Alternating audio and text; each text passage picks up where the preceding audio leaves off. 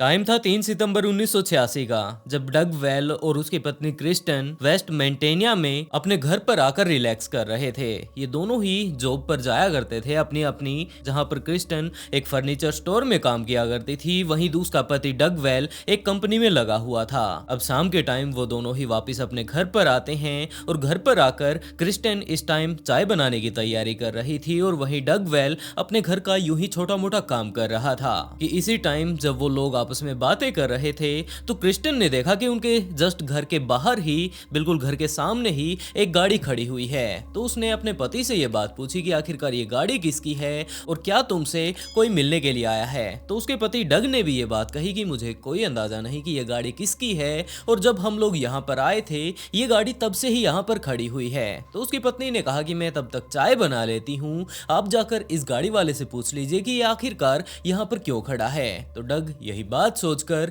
बाहर चला जाता है उस गाड़ी वाले के पास और वहां पर जाकर उसकी गाड़ी को चेक करने लगता है। और उस टाइम उसने देखा कि इस गाड़ी के अंदर एक व्यक्ति सो रहा है। गाड़ी के दरवाजे और उसके शीशे बिल्कुल बंद थे, तो उसने उसे डिस्टर्ब नहीं किया और वो वापस ही घर पर आ जाता है अपने, और अपनी पत्नी से कहता है कि जरूर ये बंदा कहीं से लॉन्ग ड्राइव करके आया होगा और कहीं ये जा रहा होगा, और ये ऐसे ही रैंडमली किसी भी घर के सामने अपनी गाड़ी खड़ी करके सोने लग गया होगा। हो सकता है ये गाड़ी चलाते चलाते थक गया होगा और ये कल सुबह तक यहाँ से चला जाएगा। ये सारी ही बातें वो लोग आपस में करते हैं। उसकी पत्नी ने तब तक चाय बना ली थी और दोनों ही आराम से बैठकर चाय पीने लगते हैं। शाम का टाइम हुआ, उन लोगों ने डिनर की तैयारी की और डिनर वगैरह आराम से कर लेने के बाद उसकी पत्नी अपने बेडरूम में चली जाती है सोने की अपनी तैयारी करने के लिए, और वहीं दूसरी तरफ डग अपनी वाइफ से ये बात कहता है कि मैं जितना भी ये कचरा वगैरह है बाहर डस्टबिन में फेंक आता हूँ। वो ये बात बोलकर घर से बाहर आता है सारा कचरा वगैरह लेकर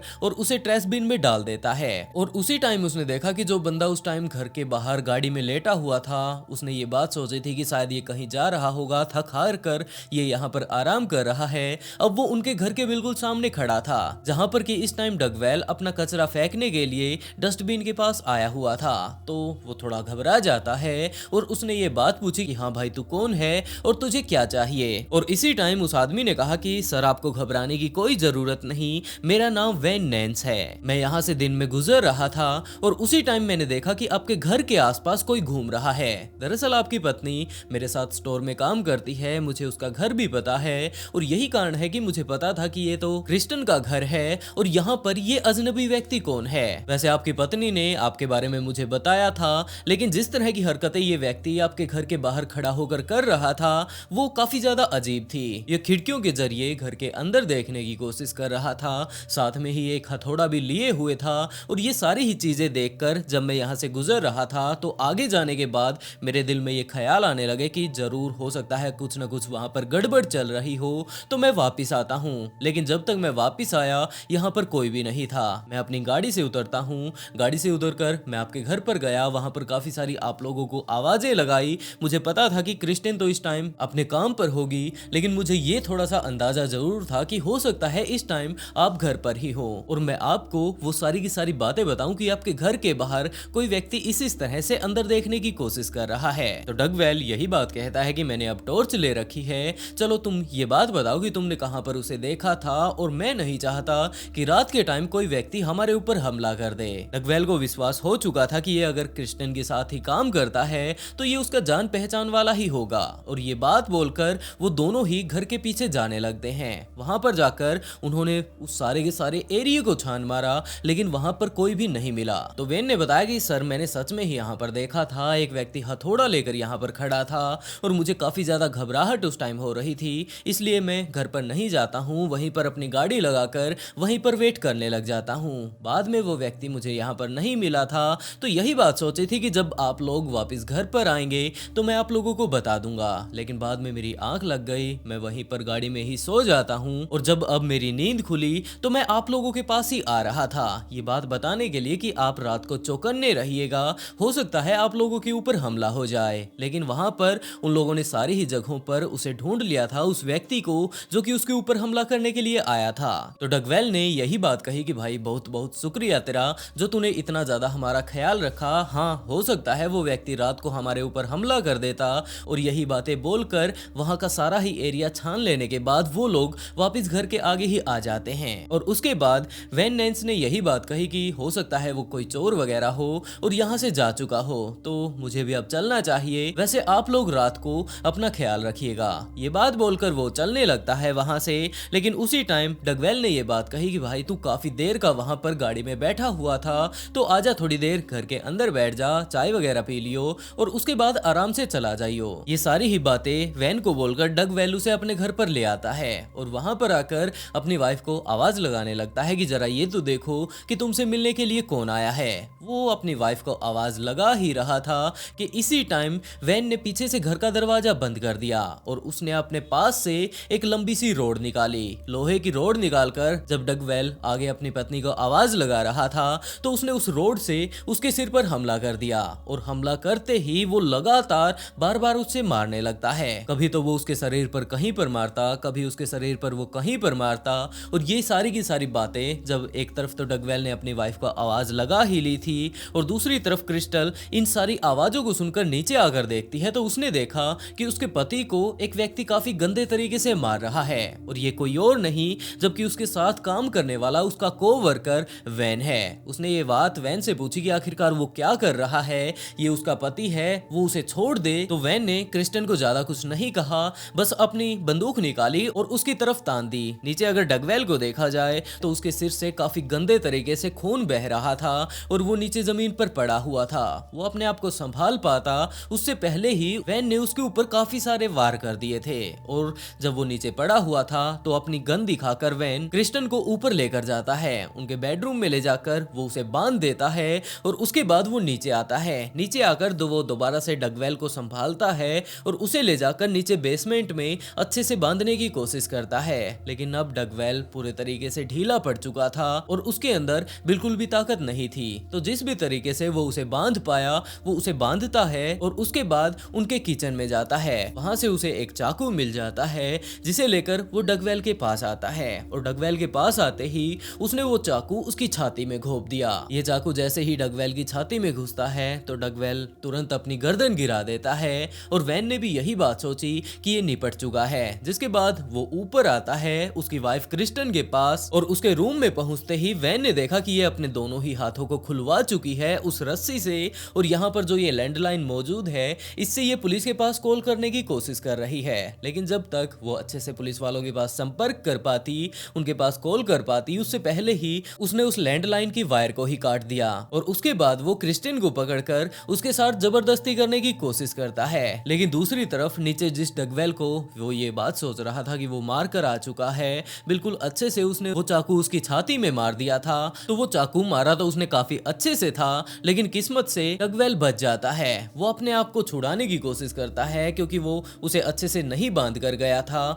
जिस टाइम वो यहाँ पर आया था तो बिल्कुल उसका शरीर भारी हो चुका था, वो इसे अच्छे से नहीं संभाल पाया और जैसा तैसा वो उसे बांध पाया, उसे बांध कर वो वापस ऊपर चला जाता है। इसको ये चाकू मारकर कि अब ये निपट चुका है। तो डगवेल को ज्यादा मशक्कत नहीं करनी पड़ी अपने आप को खोलने में और वो अपने आप को खोलकर नीचे बेसमेंट में ही मौजूद अपनी गन को उठा लेता है। अपनी गन के अंदर उसने गोली डाली और उसके बाद वो अपनी उस गन को लेकर ऊपर की तरफ जाने लगता है। अब वो लड़खड़ाता लड़खड़ाता ऊपर जा रहा था क्योंकि उसके सिर में भी चोट लगी हुई थी, दूसरी तरफ उसकी छाती में चाकू मारा गया था। वो तो अच्छी किस्मत के चलते वो चाकू बस थोड़ा सा दिल से दूर लगता है, नहीं तो वो अभी तक नीचे मर चुका होता। और इस टाइम वो अपने आप को संभालते संभालते ऊपर जा रहा था क्योंकि ऊपर उसकी वाइफ काफी गंदे तरीके से चिल्ला रही थी और मदद मांग रही थी। यहाँ आसपास इनके नजदीक कोई घर भी नहीं था, काफी दूर दूर उस टाइम ये घर बने हुए थे जिस टाइम की ये लोग यहाँ पर रहा करते थे। तो इनके आस पड़ोस के लोग भी इनकी मदद के लिए नहीं आ पाए। तो डगवेल ही अपने आप को संभालते संभालते फर्स्ट फ्लोर पर जा पहुंचता है। उसने चारों ही तरफ देख लिया, सारे ही बेडरूम्स में देख लिया, लेकिन वहां से किसी भी रूम से आवाज नहीं आ रही थी, जबकि आवाज आ रही थी सेकंड फ्लोर से। और वो बंदूक लेकर सेकंड फ्लोर पर जा पहुंचता है। वहां पर जाकर जब उसने सुना तो उसने पाया कि उसकी वाइफ बेडरूम से चिल्ला रही है। वो वहीं पर जा पहुंचता है। उसकी वाइफ बार बार उस व्यक्ति को अपने से दूर भगाने की कोशिश कर रही थी, धकेलने की कोशिश कर रही थी। और जिस टाइम उसने धकेला तो डगलस वहां पर आ पहुंचा था और उसने अपनी बंदूक से उसकी पेट पर शूट कर दिया। उसके पेट पर गोली चलते ही वैन को समझ नहीं आया कि आखिरकार इस महिला के पास तो बंदूक ही नहीं है, तो ये गोली चली तो चली कहां से, और नीचे डगलस को तो मैं मारकर आ चुका हूँ। तो उसने दरवाजे की तरफ देखा और उसने पाया कि डगलस यहीं पर खड़ा हुआ है और उसे समझ आ चुका था कि अभी भी ये जिंदा है। डगलस के पास उस टाइम ऐसी बंदूक थी जिसमें सिर्फ एक ही गोली डल सकती थी, तो उसने एक गोली तो उसके ऊपर चला दी थी और दोबारा रीलोड करने के लिए उसके पास बुलेट्स नहीं थी, तो उसने उस बंदूक को एक बैट की तरह यूज किया। उसकी नाली को पकड़कर वो हैंडल से वैन के ऊपर हमला करने लगता है। उसने बार बार उसके मुंह पर मारना शुरू किया, पेट पर मारना शुरू किया और इसी टाइम वैन अपने आप को बचाते बचाते टेबल की तरफ भागने लगता है और वहां पर रखी बंदूक को उठाकर वो डगवेल के ऊपर फायर करता है। एक गोली जाकर उसकी थाई में लगती है, एक जाकर दीवार में लगती है और इतना लगते ही डगवेल ने अपनी जो बंदूक उसने अपने हाथ में ले रखी थी उससे काफी ज्यादा जोर से उसके मुंह पर मारा और जैसे ही अब की बार उसके मुंह पर यह बंदूक लगती है तो वो पूरे तरीके से हिल जाता है अंदर तक और वो बेहोश होने लगता है। उसके हाथ से वो बंदूक छूट चुकी थी और डगवेल ने तुरंत वो बंदूक उठाई और उसके ऊपर जितनी भी गोलियां उस बंदूक में बची हुई थी वो सारी की सारी वैन के ऊपर उतार दी। डगवेल भी इस टाइम काफी ज्यादा क्रिटिकल सिचुएशन में था और दूसरी तरफ अगर वैन को देखा जाए तो इसके ऊपर तो अभी अभी गोलियां चलाई थी, वो भी काफी अच्छे से जचा जचा कर, जिसके बाद वो दोनों ही पति पत्नी अपने फर्स्ट फ्लोर पर आते हैं और वहां पर मौजूद लैंडलाइन से उन लोगों ने पुलिस के पास कॉल किया। पुलिस वालों को कॉल करके सारी की सारी बातें बताई कि जनाब यहाँ पर कुछ एक ऐसी चीजें हुई हैं, तुरंत आप यहाँ पर एम्बुलेंस लेकर आ जाइए। पुलिस वाले वहां पर आते हैं, सारी ही चीजों की अपने तरीके से इन्वेस्टिगेशन करने लगते हैं और दूसरी तरफ उन तीनों ही लोगों को हॉस्पिटल भेज दिया जाता है। डगवेल की काफी सारी सर्जरी की जाती है। क्रिस्टन के शरीर पर कोई बड़ी इंजरी तो नहीं आई थी लेकिन वो भी गहरे सदमे में थी और दूसरी तरफ वैन को देखा जाए तो उसके ऊपर तो जचा जचा कर गोलियां चलाई गई थी। उसने हाथों हाथ वहीं पर अपनी जान गंवा दी और पुलिस वालों ने वहां पर छानबीन की कि क्या ये बंदा अकेला यहाँ पर आया था या फिर किसी और व्यक्ति के साथ यहाँ पर आया था, लेकिन पुलिस वालों को वहां पर कुछ भी नहीं मिला। बाद में पुलिस वालों ने डगवेल और क्रिस्टन से इस बारे में पूछा कि आखिरकार ये व्यक्ति कौन था, क्या चाहता था ये आप लोगों से। तो क्रिस्टन ने बताया कि कुछ ज्यादा खास नहीं, ये व्यक्ति मेरे साथ ही काम किया करता था लेकिन आज पता नहीं इसके मूड में क्या आई, ये इसी तरह से हमारे यहाँ पर आया। और बाकी सारी बातें डगवेल ने पुलिस वालों को बताई कि ये इसी तरह मुझे बता रहा था कि कोई व्यक्ति इसने देखा है, हम लोग घर के पीछे भी देखने के लिए गए थे उस व्यक्ति को लेकिन वहां पर कोई भी नहीं था। बाद में मैंने इसे घर पर इनवाइट किया और इसने कुछ ऐसा किया। तो पुलिस वाले इस व्यक्ति के बारे में और ज्यादा छानबीन करते हैं और जब पुलिस वालों ने उसके डीएनए को लिया, फिंगरप्रिंट्स को लिया, तो पुलिस वालों को पता चलता है कि इस व्यक्ति ने जो डगवेल के परिवार के ऊपर हमला किया है ये इसका पहला हमला नहीं है, जबकि ये पहले भी 6 इसी तरह के हमले कर चुका है और दरअसल ये एक सीरियल किलर है जिसने पिछले 6 परिवारों को बिल्कुल बेरहमी से मार डाला था। पुलिस वालों के पास ये 6 केस पिछले काफी दिनों से चल रहे थे, ये कोल्ड केस बन चुके थे लेकिन पुलिस वाले इसके बारे में कोई अंदाजा नहीं लगा पाए कि यहाँ पर कौन आया था। वहां पर काफी सारे फिंगरप्रिंट मौजूद थे लेकिन पुलिस को कुछ भी समझ नहीं आ रहा था कि हम लोग ये फिंगरप्रिंट मैच करें तो करें किससे। और उस टाइम 1986 के टाइम में इतनी ज्यादा टेक्नोलॉजी भी नहीं थी। पुलिस वालों ने बाद में डगलस को बताया कि ये व्यक्ति 1974 से 1986 तक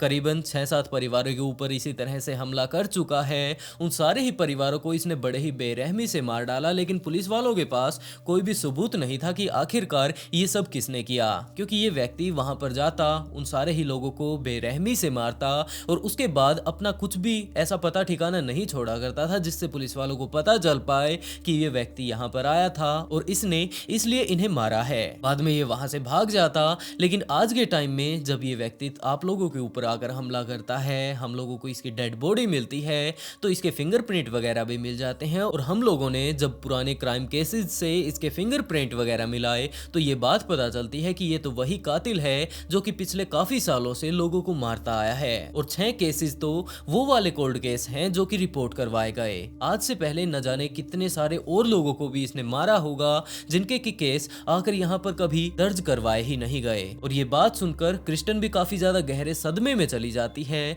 कि क्या मैं इतने दिनों से एक सीरियल किलर के साथ काम कर रही थी, क्योंकि वो इसका एक कोवर्कर था, इसके साथ ही काम किया करता था और ये लोग जब भी फर्नीचर वाली दुकान पर काम किया करते थे तो ज्यादा से ज्यादा टाइम ये लोग एक दूसरे के साथ बिताया करते थे। लेकिन क्रिस्टन ने कभी भी इस बारे में नहीं सोचा था कि ये जो बंदा मेरे साथ काम करता है, मेरी इतनी ज्यादा मदद करता है, ये एक सीरियल किलर होगा और एक टाइम ऐसा आएगा जब ये मेरे ऊपर हमला करेगा, मेरे परिवार के ऊपर हमला करेगा और हम लोगों को जान से मारने की कोशिश करेगा। आज के टाइम में इस सीरियल किलर को पकड़ तो लिया गया है, लेकिन अभी भी पुलिस वालों को कोई अंदाजा नहीं था कि ये इन सारे कामों को क्यों किया करता था और आज के टाइम में ये अपने ही कोवर्कर के घर पर क्यों आया, अपने ही दोस्त को इसने मारने की क्यों सोची और पहले भी ये इतने सारे लोगों को क्यों मारा करता था। हाँ, अगर इसे मारना ही था किसी को तो ये रात को आ सकता था। इस तरह से ये आकर दिन में ही यहाँ पर क्यों खड़ा हो गया, अपनी ही गाड़ी में क्यों सो गया था ये, और यही सारे के सारे सवाल अभी भी पुलिस वालों के दिमाग में थे। लेकिन इन सारे ही सवालों का जो कोई जवाब दे सकता था वो तो अभी तक मर चुका था। वैसे तो वेन के ऊपर काफी सारे केस चलने वाले थे, लेकिन जब उसने अपनी जान ही गंवा दी है तो अब केस किस चीज का चलेगा। और दूसरी तरफ डगवेल और उसकी वाइफ क्रिस्टिन को भी छोड़ दिया जाता है क्योंकि उन लोगों ने इसका कत्ल नहीं किया, जबकि वो लोग अपनी जान बचाने की कोशिश कर रहे थे और अपनी जान बचाते बचाते उन लोगों ने एक सीरियल किलर को मार डाला। इस बात के लिए गवर्नमेंट की तरफ से उन्हें सजा नहीं जबकि शाबाशी दी जाती है और उसके बाद वो दोनों ही वापस अपने घर पर आते हैं और अपनी जिंदगी बड़े ही आराम से बिताने लगते हैं। वैसे दोस्तों आज के लिए बस इतना ही। आप लोगों को ये स्टोरी कैसी लगी कमेंट बॉक्स में जरूर बताइएगा और इसी तरह की नई नई क्राइम स्टोरी सुनने के लिए ऑफबीट पॉडकास्ट को सब्सक्राइब जरूर कर लें, क्योंकि मैं यहाँ पर हर दूसरे दिन एक नई स्टोरी लेकर आता रहता हूँ। और इसी के साथ दोस्तों आज का शाउट आउट यंग कोम को and write beautiful comment to get shout out in next video. बहुत जल्द मिलते हैं एक और नए ट्विस्टेड केस के साथ।